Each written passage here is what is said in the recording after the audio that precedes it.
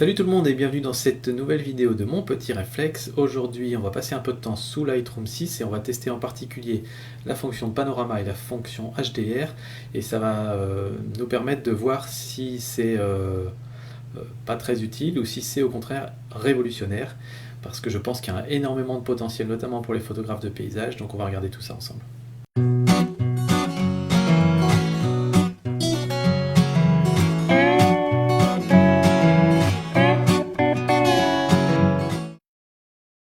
Alors on va commencer avec le mode panorama et on va regarder tout de suite comment ça marche très rapidement. Donc en fait vous sélectionnez plusieurs photos que vous avez prises dans votre panorama. Par exemple je sélectionne 3 photos comme ça et on clique avec le bouton droit, on va faire fusion de photos, panorama, et là il va créer l'aperçu du panorama. Ça peut prendre un certain temps, notamment quand vous avez beaucoup de photos. Là j'ai 3 photos donc ça va assez vite, mais j'en ai fait certains où j'ai pris 50 ou 60 photos, et là ça peut vite prendre facilement 1 heure voire 2 heures pour créer l'aperçu du panorama. Donc, et ce qui est un petit peu embêtant dans cette version de Lightroom, c'est que quand il est en train de fusionner les photos, on peut rien faire d'autre dans Lightroom, donc on est juste bon à faire autre chose sur l'ordinateur ou ailleurs. Donc une fois qu'il fusionne les photos, là il les a bien collées les unes avec les autres, on peut lui demander de sélectionner automatiquement une projection, ou ensuite on peut choisir sphérique, cylindrique, vous voyez ça change un tout petit peu, et perspective ça change en général pas mal ça. Je sais pas trop à quoi ça correspond, honnêtement. Moi j'ai un petit peu le sentiment que sphérique ça peut vouloir dire qu'on a pris... En fait je pense que sphérique et cylindrique c'est exactement la même chose si vous ne prenez que des photos les unes à côté des autres. C'est-à-dire que les unes à côté des autres, on va faire comme ça. Et enfin, j'imagine que si on est sur une sphère, dans une boule entre guillemets, on va prendre les photos comme ça. Et si on veut prendre des photos sur une hauteur supplémentaire, on va faire tac tac tac tac tac, et ensuite on va monter comme ça, tac tac tac tac tac, ce qui fait que notre caméra elle va être selon cet angle, puis selon cet angle, puis selon cet angle, donc ça va faire une sphère au final. Donc je pense que sphérique c'est ce qui va marcher le plus souvent quand on fait comme ça. Cylindrique c'est si on prenait notre photo tac tac tac tac tac, et qu'ensuite on montait l'appareil, tac tac tac tac tac, on montait tac tac tac. Ce qui est rarement le cas je pense. Perspective par contre je vois pas trop comment ça marche, donc je pense que sphérique ça marche le plus souvent. Ensuite on peut lui demander de recadrer automatiquement ou non. Donc voilà, à vous de voir si vous perdez beaucoup ou si vous perdez pas beaucoup. Et ensuite on fait fusionner, et il va fusionner les photos et vous créez un fichier DNG. Alors, en quoi ça peut être révolutionnaire le fait d'avoir du panorama dans Lightroom? Ce qui est vraiment très chouette, c'est que on obtient, du coup, je vais prendre les DNG que j'ai créés ici, des fichiers ici DNG. Et donc DNG c'est le format RAW de chez Adobe. Et donc on peut les retoucher exactement comme des RAW, il y a toutes les informations à l'intérieur. Et donc ça c'est vraiment une petite révolution par rapport à avant, parce qu'avant il fallait retoucher les photos du mieux qu'on pouvait, mais une à une, c'est pas jamais facile quand on n'a pas une vision d'ensemble de l'image. Et ensuite les exporter dans un logiciel les exporter en JPEG ou en TIFF, et ensuite prendre tous ces JPEG et ces TIFF et les envoyer dans un logiciel qui faisait le panorama, que ce soit Photoshop ou que ce soit d'autres logiciels comme Huggin, celui que je vous avais montré. Et ensuite, ce panorama, on le réimportait dans Lightroom pour refaire éventuellement des retouches et tout ça. Là, ce qui est chouette, c'est que ça reste dans Lightroom, et donc on est sur du format RAW jusqu'au bout. Et donc on peut par exemple faire notre panorama dès le départ, et ensuite commencer les retouches seulement après. Alors, est-ce que y a des petites choses à faire avant? Est-ce qu'il y a des petites contre-indications, des trucs qui ne marchent pas bien?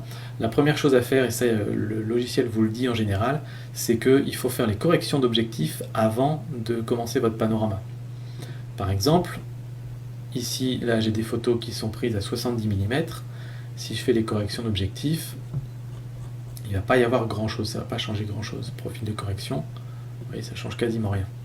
Notamment en termes de distorsion, parce que c'est quand même ça le plus important. Si par contre je vais sur mes photos qui sont à la fin, qui ont été prises elles à 11 mm, là il y a énormément de distorsion avec l'objectif, et quand on active le profil de correction et qu'on va le chercher parce qu'il ne le reconnaît pas toujours, là il y a beaucoup de distorsions qui sont corrigées.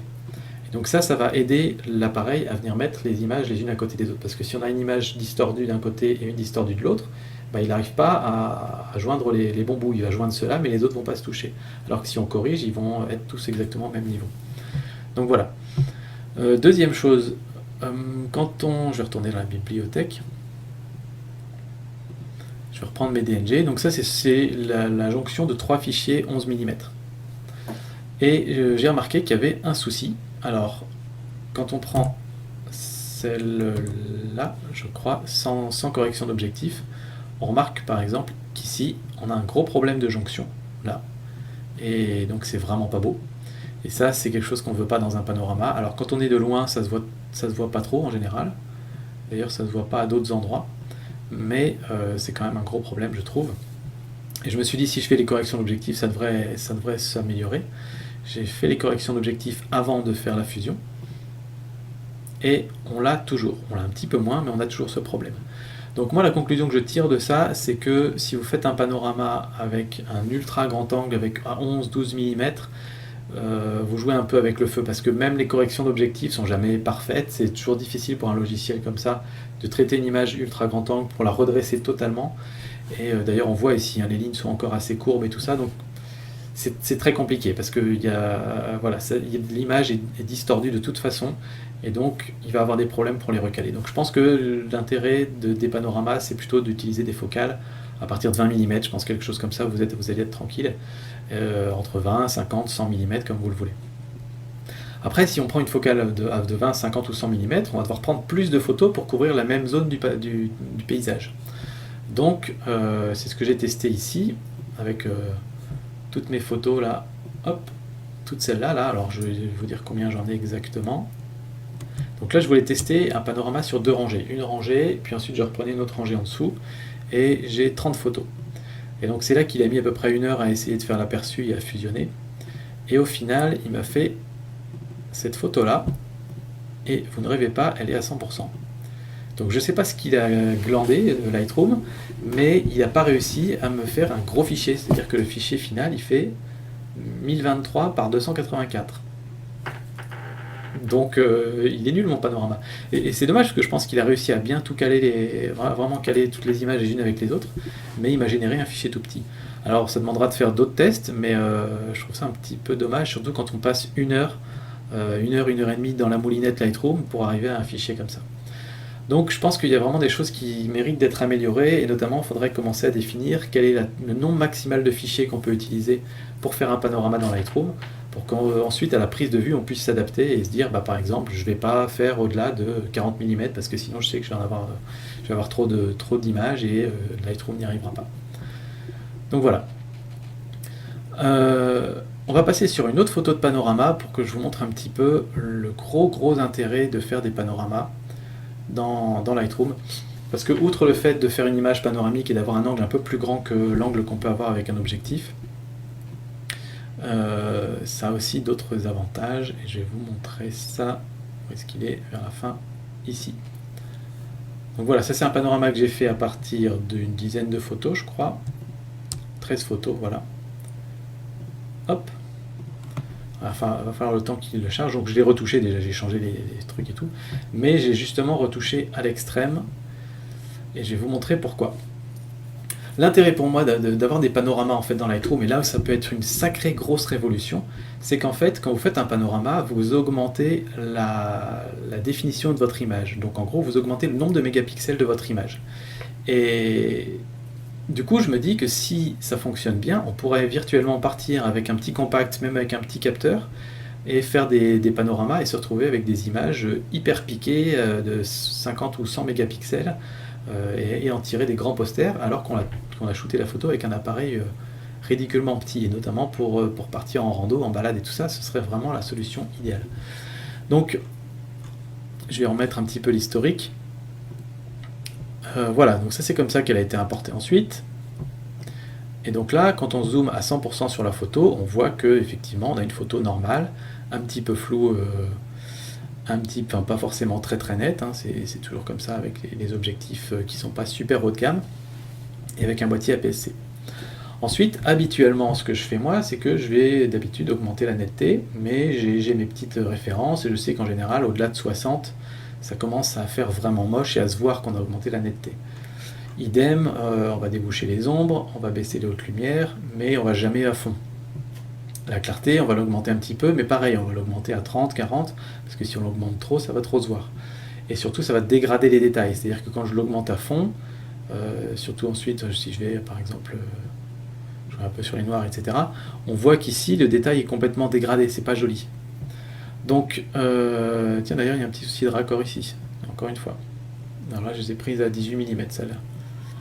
Donc voilà, ça c'est tel que ça se passe habituellement. Maintenant, comme on a une photo tellement grande, si j'avais pris avec un ultra grand angle, mon zoom à 100% sur la photo, il ne serait pas sur des détails aussi petits que ça en fait. Il serait plutôt à ce niveau-là, mon zoom à 100% sur la photo, si j'étais avec un ultra grand angle. Vous voyez? Et donc je pense qu'il faut qu'on retouche notre photo à cette échelle-là pour avoir vraiment l'équivalent avec un objectif ultra grand angle. Donc si on retouche notre photo à ce niveau-là, et ben là on voit qu'on n'a plus trop de soucis de netteté ou de clarté, même si on a mis la clarté à fond. Et je pense qu'on peut sans problème continuer à augmenter la netteté. Et donc on peut avoir une photo très piquée. Il ne faut pas se fier du coup à cette image-là, parce que ça montre l'image à 100%. Mais ce n'est pas le 100% qui va nous intéresser. Ce qui va nous intéresser, c'est l'image équivalente à celle qu'on aurait eue avec un seul objectif et une seule prise de vue. Et là, j'ai monté la netteté à 150, un truc que je fais jamais. Et sur les détails, il n'y a aucun problème. On voit, c'est pas choquant. Ça nous donne l'impression d'avoir une photo extrêmement piquée. Mais ça ne va pas créer d'artefacts ou de choses comme ça, parce qu'on n'est pas au niveau des pixels. On est à 1/3 de grossissement, et on n'est pas à 1 pour 1, et donc comme on n'est pas au niveau des pixels, on ne voit pas justement tous ces problèmes. Et ça, je pense que c'est un gros avantage. Donc on peut augmenter la netteté à fond, on peut augmenter la clarté à fond, on peut déboucher les ombres à fond, on peut baisser les hautes lumières à fond, et toutes ces choses-là, toutes ces actions qui habituellement dégradent un petit peu la qualité d'une photo, comme là on va être un peu plus éloigné, ça va pas la dégrader justement la photo, et on va garder une photo qui est tout à fait acceptable en fait. Et je pense que c'est là la grosse force de pouvoir faire des panoramas, c'est justement d'avoir un fichier de 100 mégapixels, et du coup on s'en fiche si au niveau du pixel il y a des aberrations, des choses qui se créent, parce que notre fichier est tellement gros de toute façon qu'on ne va jamais le regarder au niveau du pixel, on va le regarder de loin, et donc on se retrouvera avec des fichiers sans souci. Pareil, si dans les ombres il y a du bruit qui est généré par le fait qu'on débouche les ombres, on va moins le voir puisque le bruit il est au niveau du pixel, et donc là nous on est plus éloigné. Je ne sais pas si vous comprenez un petit peu le principe de ce que je vous dis là, mais je pense que c'est vraiment révolutionnaire comme possibilité, parce que si ça fonctionne bien, ça veut dire qu'on peut prendre un appareil pourri, avec un capteur pourri du moment qu'on peut zoomer, faire des panoramas avec, et que sur notre photo finale, quand on la regarde dans une taille acceptable, on se retrouve avec une photo qui a quasiment pas de bruit, qui a un piqué de malade, et qu'on peut retoucher exactement comme on veut. Et du coup, ça veut dire plus besoin d'acheter le dernier réflexe plein format à la mode, parce qu'on arrive à avoir le même résultat, voire meilleur, avec un panorama, avec un assemblage de photos. Alors évidemment, ça garde les contraintes d'un panorama, c'est-à-dire qu'un panorama, ça va être pratique, sauf quand vous avez du mouvement dans vos images. Alors là, bon, il y a du mouvement dans les nuages et tout ça, mais comme j'ai pris des photos très rapidement les unes après les autres, ça ne se voit pas. Par contre, si vous avez un avion qui passe dans le ciel, quelqu'un qui passe à toute vitesse, ou un coureur ou un truc comme ça, là ça va être gênant, et ça dépendra, cela dit, comment le logiciel gère le ghosting, c'est-à-dire les différents mouvements d'un sujet sur l'image. S'il gère bien le ghosting, à ce moment-là ça peut marcher, mais sinon ça peut causer problème certaines fois. L'autre problème aussi, c'est que ça demande un peu plus de temps à la prise de vue, ça demande plus de temps à la retouche, parce qu'il faut les assembler, etc. Mais je pense que le potentiel en vaut vraiment la chandelle, parce qu'une photo de cette taille-là, on peut l'imprimer sur un tableau de 2 mètres de long, et on aura une image magnifique. Alors que si j'avais prise avec mon Tokina et que j'avais recadré comme ça, j'aurais pu seulement en faire un tirage de 40 cm pour avoir la même définition. Donc c'est vraiment un gros progrès, je pense. Donc voilà, pour l'instant, peut mieux faire, parce qu'il y a des endroits où c'est pas encore bien collé, il y a encore des petits soucis. Bon là je l'ai pris à 18 mm, donc c'est encore relativement grand angle, mais voilà, c'est à peaufiner. Et si ça marche bien, je pense que je vais laisser tomber les histoires de plein format et partir sur un petit compact qui shoot en RAW, et ce serait vraiment une grosse révolution. On passe maintenant au HDR. Alors, ça c'est une deuxième possibilité aussi, si vous justement vous voulez pas faire du panorama, mais si vous êtes intéressé quand même pour avoir, si vous avez des photos où vous voulez beaucoup déboucher les ombres ou beaucoup baisser les hautes lumières parce qu'il y a un fort contraste. Alors j'ai fait un test aussi ici. Alors voilà, on avait cette photo là, hop, comme ça. J'ai fait donc un bracketing pour avoir une exposition, une photo sous-exposée et une photo surexposée. Alors là, c'est moins un stop, plus un stop. Et ensuite, j'ai combiné en HDR. Donc comment ça marche? C'est exactement pareil que pour le panorama. On prend les 3 photos, on va dans Fusion de photos, HDR, il crée son aperçu, et ici, on peut choisir le niveau de correction des décalages, nul, faible, moyen, élevé. Et ce qui met, c'est qu'on peut voir l'incrustation de la correction des décalages.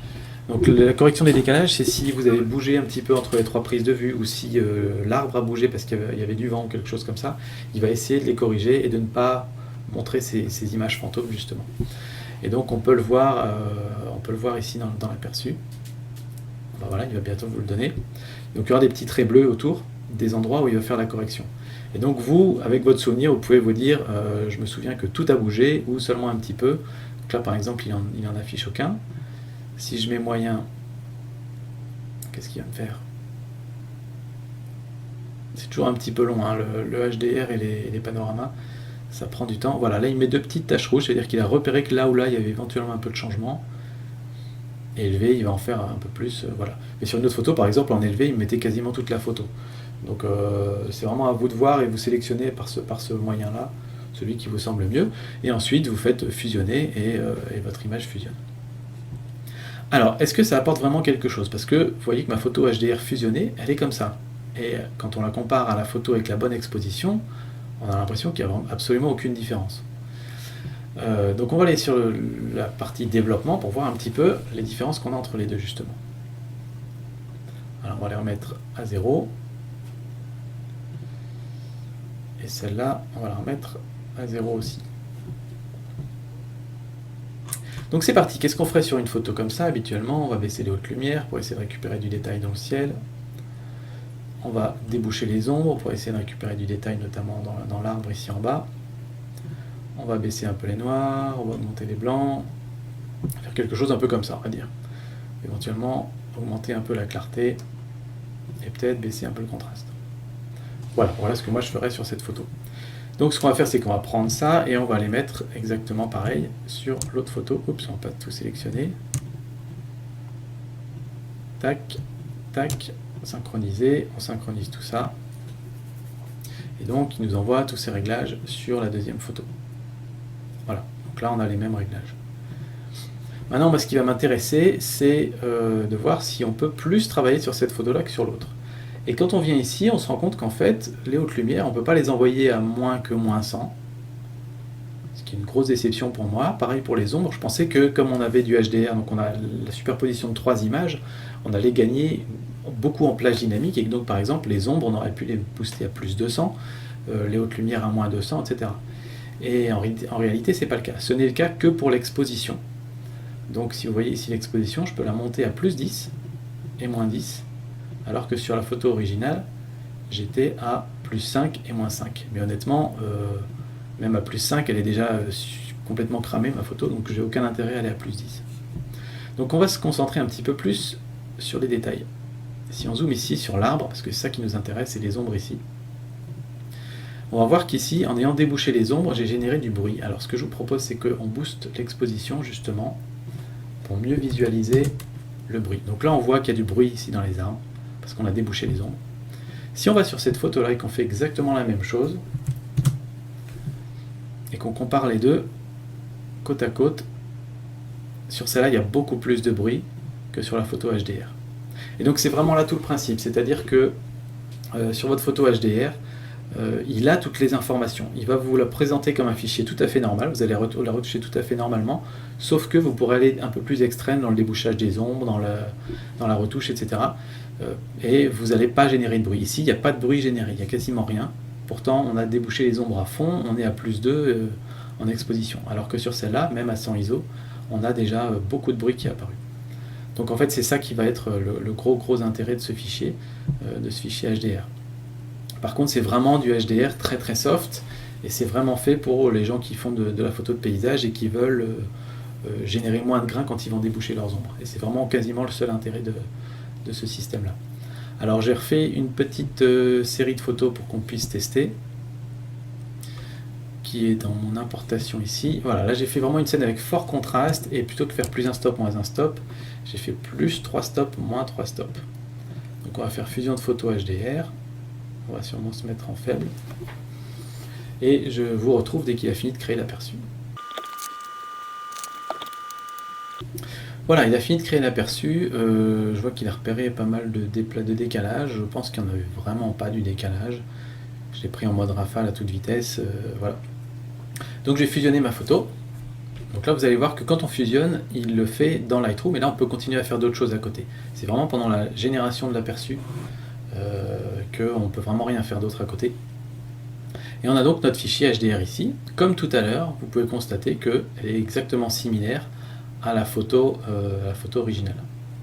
Ça, c'était la photo originale. Donc moi, ce qui va m'intéresser, c'est d'essayer par exemple de déboucher les ombres. Puisque c'est toujours ça qui nous intéresse. Je débouche les ombres à plus 100 et je vais augmenter encore l'exposition à 2 par exemple. Voilà, on a une photo à ISO 400, donc comme ça on verra encore plus l'effet. Et là on voit que ici, là où j'ai débouché les ombres, je pense que c'est assez clair qu'il y a vraiment beaucoup de bruit. On va voir comment ça se passe sur la photo HDR. Donc ici on va déboucher les ombres à 100 et on va augmenter l'exposition de plus 2. Et vous voyez qu'ici le bruit est quasiment absent, il n'y en a quasiment pas. Si on compare à celle-là, c'est vraiment flagrant. Il n'y a vraiment aucun traitement. Sur les deux photos, elles sont exactement pareilles. Et là, on voit vraiment le gros intérêt de faire du HDR sur ce type de photographie.